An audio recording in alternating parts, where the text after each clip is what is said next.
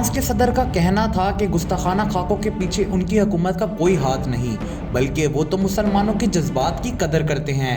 ان کے خبر رساں ادارے کو دیے گئے انٹرویو میں فرانسیسی صدر میکرون نے کہا کہ گستاخانہ خاکوں کے معاملے میں مسلمانوں کے جذبات سمجھتا ہوں، لیکن یہاں کچھ لوگ ہیں جو اسلام کی غلط شکل دنیا کے سامنے پیش کر رہے ہیں۔ میڈیا اور سوشل میڈیا نے ان کے گستاخانہ خاکوں سے متعلق بیان کو توڑ مروڑ کر پیش کیا، جس سے یہ لگا کہ میں اس عمل کی حمایت کرتا ہوں۔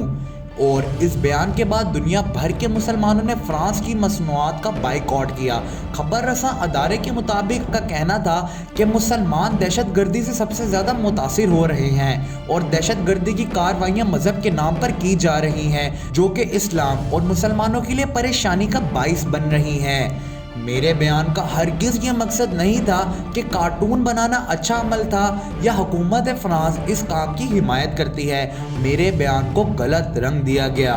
واضح رہے کہ فرانس کے ایک اسکول میں گستاخانہ خاکوں کی اشاعت پر استاد کے قتل پر فرانس کے صدر نے اسلام مخالف بیان دیا تھا، جس کے بعد دنیا بھر کے مسلمانوں کی جانب سے فرانسیسی مصنوعات کے بائیکاٹ کا اعلان کیا گیا۔ پاکستان اور ترکی سمیت متعدد اسلامی ممالک نے مصنوعات کے بائیکاٹ کا اعلان کرنے کے ساتھ ساتھ اپنے سفیر بھی فرانس سے واپس بلانے کا فیصلہ کیا تھا، جبکہ ترک صدر طیب اردوان نے شدید الفاظ میں صدر کی بیان کی مذمت کی تھی۔